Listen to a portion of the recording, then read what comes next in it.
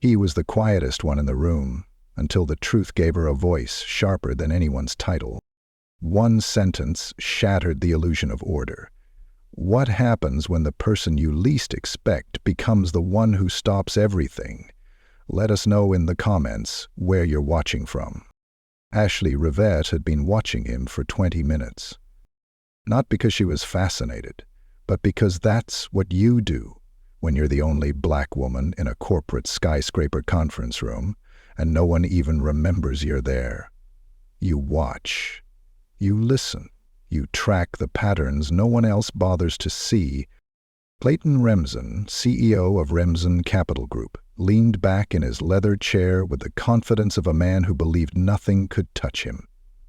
His navy blazer creased perfectly at the elbows as he crossed his arms and smiled at the boardroom like a king observing his court. His voice was velvet and violence wrapped together. Let's not waste time. This acquisition gets signed today. Ashley, seated near the corner where the projector cast flickering shadows, typed silently. No one had asked her opinion. They never did. She was the quiet one. The assistant brought in last minute to take notes because the real associate had food poisoning. She adjusted her posture and tapped her keys, pretending not to notice how Clayton's words sent a ripple of nods through the room. Everyone was eager to please. No one had read the fine print, except her. In front of Ashley was a draft of the acquisition agreement, still warm from the printer. Something about it itched. The kind of itch you feel before a mosquito bites, like you already know it'll leave a mark. She had been a contracts intern at a litigation firm before this job. She knew boilerplate clauses. She knew when something was intentionally buried. She also knew when to keep quiet and when not to. But the clause on page 57 wasn't quiet. It screamed. Elliot Crane, SVP of International Ventures, chuckled at his own joke about acquiring more than just assets. A few people laughed. Ashley didn't. Her eyes locked on a section labeled indemnification exceptions. Language twisted in a way that looked legal but felt like a trap. If the deal went through and anything went wrong, Remsen Capital wouldn't just lose face. They'd bleed. She blinked, unsure. Was she reading it right, or overthinking? Clayton continued. Legal already gave it the green light, so unless someone in this room sees a bomb hidden in the signature block, he smirked, a sharp glance slicing the table, I'd say we're good. Ashley inhaled slowly, her heartbeat kicked. Don't do it. Stay quiet. She'd practiced invisibility since day one. Smile, be helpful, fade. But the company wasn't hers. The risk wasn't hers. She thought about her grandmother, who once said, "If your silence keeps someone else powerful, it ain't silence, it's surrender." Ashley raised her hand. It was so gentle, so unassuming, like she was asking for the restroom. All heads turned. A few blinked, confused, as if just noticing she was even there. Yes, Clayton squinted at her badge. Ashley, right? Excuse me, she said carefully, her voice low but clear. But this clause is a trap. The room went still. You could hear the shift in oxygen. Clayton's smile did not fade right away. It twitched, then hung in the air like a photo mid-burn. I'm sorry, what clause are you referring to? His tone, still polite, still powerful. Ashley didn't hesitate. She flipped her document toward the table. Page 57, indemnification exceptions. This language shields the seller if any historical financial misrepresentations surface, which means if they've lied about earnings, we eat the lawsuit, not them. Someone coughed. Clayton's eyes flicked to his general counsel. The man was already flipping through the document, his fingers faster now. Elliot muttered, "It's standard indemnity." "No," Ashley replied. "It's not. I checked. It's worded to override our default liability structure. It looks like legal jargon, but it's surgical. It was designed to get missed." Silence. Clayton's jaw twitched. The general counsel finally spoke. "She's not wrong." It was 2 seconds. Then 3. Clayton's smile vanished like it had never existed. "You weren't scheduled to speak," he said, voice lower now. "You were brought in for admin support." Ashley didn't flinch. "I wasn't planning to speak, but if I hadn't, you'd be signing something today that could cost this company everything." And that was it. She didn't yell, didn't grandstand, she just said what needed to be said. Clayton stood slowly, buttoning his jacket, face unreadable. "Everyone will take a short recess. 10 minutes. Chairs scraped. Whispered conversations sparked like static electricity. People avoided her eyes. Ashley sat still, her screen blank now, heart sprinting. Elliot passed behind her, muttering, "Cute stunt." But it wasn't a stunt. She just didn't want them to make a billion-dollar mistake on her watch, even if she was the one who was supposed to stay quiet. 10 minutes later, when the board reconvened, Clayton was still quiet. He looked across the table at Ashley, and this time, he didn't smile. He nodded, and for the first time since she started at Remsen Capital, Ashley Rivette wasn't invisible. She was seeing, and now they had to decide what to do with a woman who noticed too much. Ashley sat alone in the glass meeting room long after everyone else had gone. Her laptop screen had gone dark. The buzz of the city below was muffled through 29 floors of glass and steel, but her ears still rang. From adrenaline, from the silence that followed her outburst, from the echo of the CEO's nod. She hadn't meant to interrupt. She hadn't even meant to speak. But now, she couldn't undo it. The door creaked. Valerie Singh, legal affairs director and one of the few women in the company who didn't shrink around power, stepped in. "That was either the smartest thing you've ever done," Valerie said, sliding into the chair across from her, "or the beginning of your exile." Ashley blinked. "I didn't mean to call anyone out." "You didn't call them out. You called the deal out, which is worse." Valerie smirked, crossing her legs. "They'll hate that it was you, but they'll hate more that you were right." Ashley's hands were still folded tightly in her lap. She hadn't moved since the room cleared. Clayton didn't say anything. "No. But he didn't shut you down either." Valerie leaned forward, her voice low.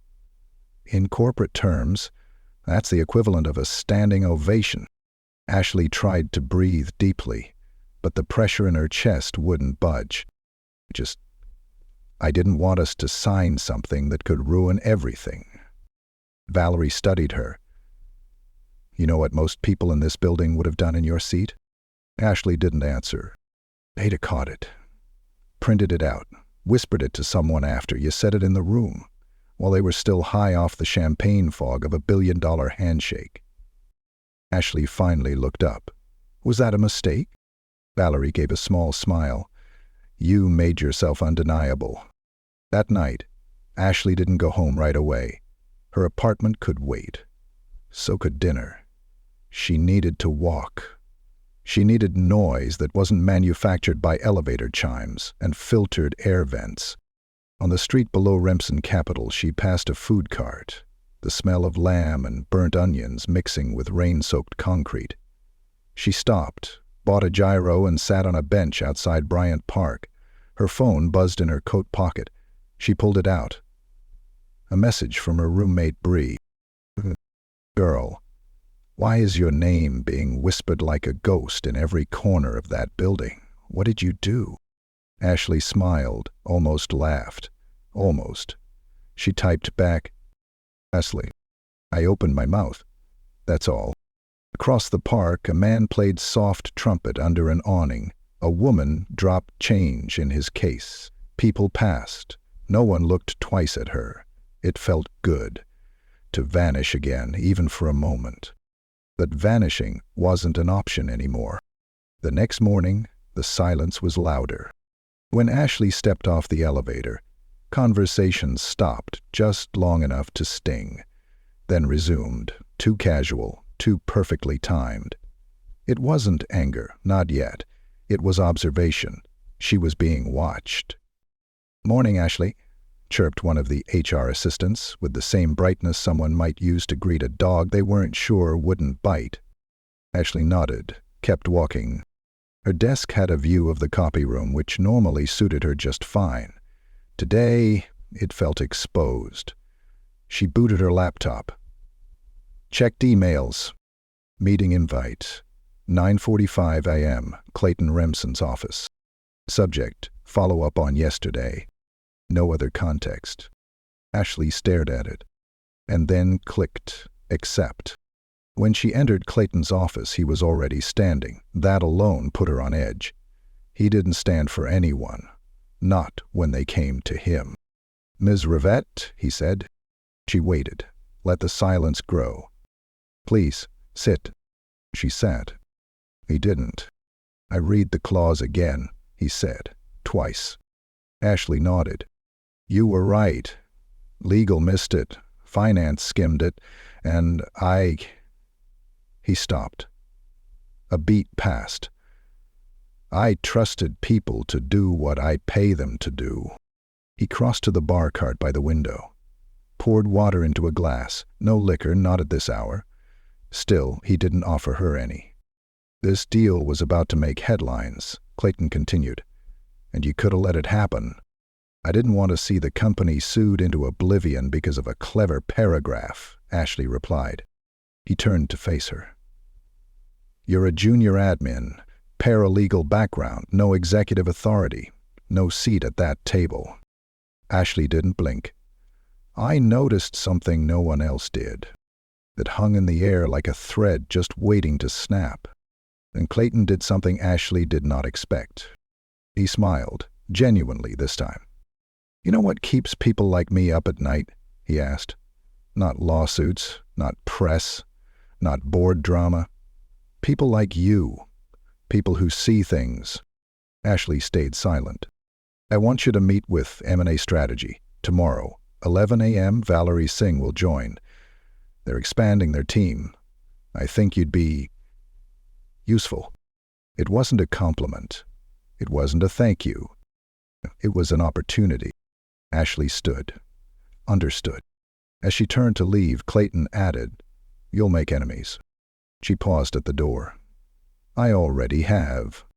In the elevator down, Ashley's reflection looked unfamiliar in the polished chrome walls. Her face wasn't different, but something had shifted. She hadn't just spoken up. She had pierced the room.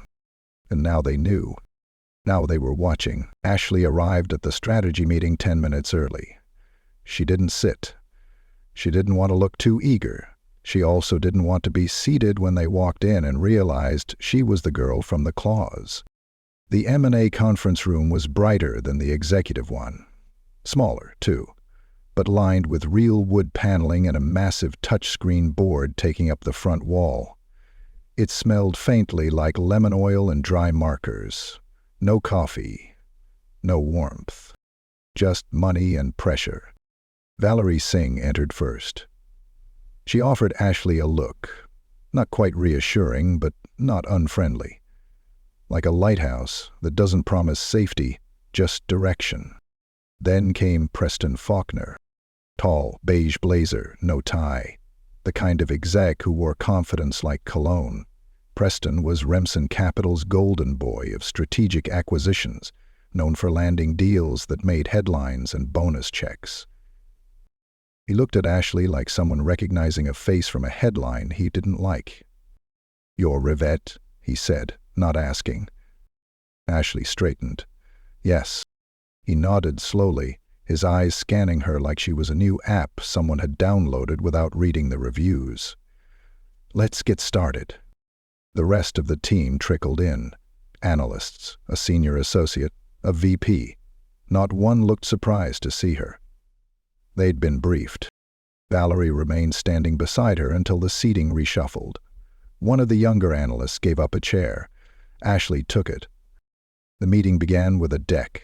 Preston tapped the touch screen. Slides rolled. Timelines, risk tiers, comparable acquisitions.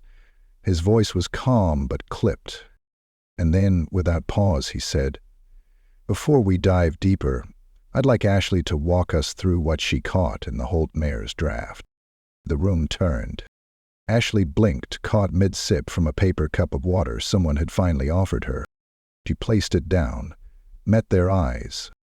"The clause in question," she began, "was buried in a section labeled Standard Protections.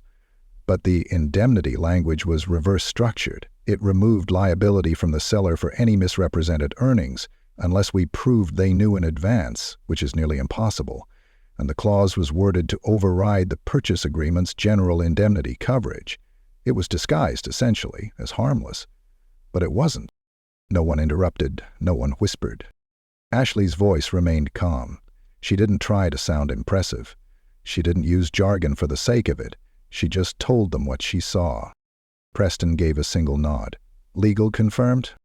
Valerie stepped in. "Yes. And Risk Compliance has updated their matrix to flag similar structures." Preston turned back to Ashley. "And you found this how?" "I read it." That got a couple of smirks, but not from Preston. His jaw flexed once, and then he moved to the next slide.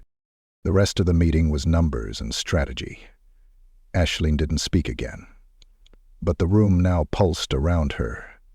She wasn't invisible. She wasn't temporary. She was part of the story. Afterward, as people filtered out, Valerie leaned in and whispered, "You're going to get tested. That was the easy part." Ashley nodded. She already felt it. Preston didn't leave right away. He paused at the door, as if weighing whether to say something. Then he turned back. "Rivette. Walk with me." Ashley followed him down the corridor. The hall smelled like ambition and recycled air. At the far end was a wall of glass overlooking Midtown. He didn't speak until they reached it. "I don't like being surprised," he said, arms folded, "especially in my meetings." Ashley held his stare. "Wasn't my meeting." "You're not here because you're a genius," he said flatly. "You're here because Clayton respects disruption. Doesn't mean you'll last." "I'm not here to last," Ashley said. "I'm here to be useful." That stopped him for a second. "You'll need allies," he said after a pause. "You won't get far alone." Ashley raised her eyebrows. "Is that a warning?" "It's a door," Preston replied. "How you walk through it is up to you." They parted without a handshake. In the elevator back to her floor, Ashley replayed every word. Not because she was scared, because she was awake now, in a way she hadn't been before. When she returned to her desk, a white envelope was waiting for her. No name, just her desk number written neatly in blue ink. Inside, a printout, a different contract, different deal, and a sticky note. "Since you read everything, take a look at this. V." Ashley's eyes scanned the first few lines. Another acquisition, smaller, but already something looked off. A clause about debt assumption, another about legacy pension responsibilities. She leaned back in her chair, stared at the paper. There it was again. The itch. She didn't know if Valerie had given this to her as a test or a warning, or a lifeline. Maybe all three. But Ashley knew this much. She wasn't here for decoration. She wasn't here for praise. She was here because someone needed to read the part nobody wanted to look at. And this time, she wouldn't raise her hand. She'd bring the whole page. Ashley stood outside the senior boardroom again, a thick folder under one arm and a fresh calm layered over her nervousness. Inside, the deal team for the Byline Technologies acquisition was waiting. It was Friday morning, clear skies, but the air inside Remsen Capital had felt stormy all week. Rumors circulated faster than facts, and somewhere between coffee breaks and elevator whispers, Ashley Rivette's name had shifted from curiosity to tension to a threat. And now they were waiting for her. She didn't knock, just walked in, eyes steady, back straight. Clayton was at the head of the table, sleeves rolled, his tie hanging loose like he'd just finished taming a wildfire. Preston Faulkner was seated beside him, flipping through a legal packet. And Valerie, composed as always, gave Ashley a single nod. No welcome, no greeting, no one offered her a seat. She didn't wait for one. Ashley placed her folder down in the center of the table and opened it. The pension assumption clause is embedded in the escrow section, she began, voice level. But if you check subsection 3, you'll see that Byline's legal team moved the risk back onto us in the event of any unresolved class action labor claims, which, if I may remind you, they've had 2 of in the last 8 years, one still under appeal. Preston didn't blink. Ashley continued. That clause shouldn't be there. It wasn't in the previous drafts. It was added late after our side signed off on the valuation. Now Clayton moved, leaned forward, fingers pressed together like he was saying a silent prayer. "And how did you find this?" he asked, tone unreadable. Ashley didn't miss a beat. "Because I don't just read what I'm told to." Someone from finance scoffed quietly, but no one said a word out loud. Preston looked up. "So we pull out?" "No," Ashley said, meeting his gaze. "You renegotiate. Hard. You don't tank the deal. But you make it clear we saw through the misdirection. You force Byline to drop the clause or reduce the final offer. Either way, we don't get played." Silence. Then Valerie slid a printed page toward Preston. "He's right," she said, "and I've confirmed the legal language. It was added by Byline's counsel under the radar, buried under compliance sections." Clayton finally spoke. "How much do you think we stand to lose if we miss this?" Valerie answered. "Conservatively, 4 to 6 million in unanticipated legacy payouts." Clayton looked at Ashley. For a moment, he didn't speak, and then, slowly, he smiled. "Damn," he said, exhaling, "you just saved us $6 million. Ashley didn't smile back. That wasn't the goal. The goal was to not be another company that gets caught slipping. Preston stood up, walked over to the windows, looked out, silent. Ashley waited, and then he turned back. "She's not a fluke," he said aloud, though the room wasn't sure who he was addressing. "She's an asset." Clayton nodded. "I was thinking the same thing." Valerie smiled, this time fully, without any warning in it. Clayton pushed back from the table and stood, walked toward Ashley and extended his hand. "We're promoting you. Effective immediately, strategic analyst, full salary bump, benefits, stock options reviewed at year end. You'll report to Preston directly. That is, if you'll take it." Ashley blinked, caught off guard for the first time. It wasn't just a seat at the table. It was an invitation to rewrite the table itself. She shook his hand. "I'll take it." Preston gave her a nod that almost looked like respect. Almost. Valerie caught up with Ashley as they walked out. "Told you," she said, voice low. "They don't notice until you cost them real money or saved them from it." Ashley didn't answer right away. "I didn't expect it to happen this fast." Valerie smirked. "It didn't. You've been building this for years. This was just the moment it caught fire." They walked down the hall together, steps light, the walls not watching quite as hard as before. Later that afternoon, Bree texted her.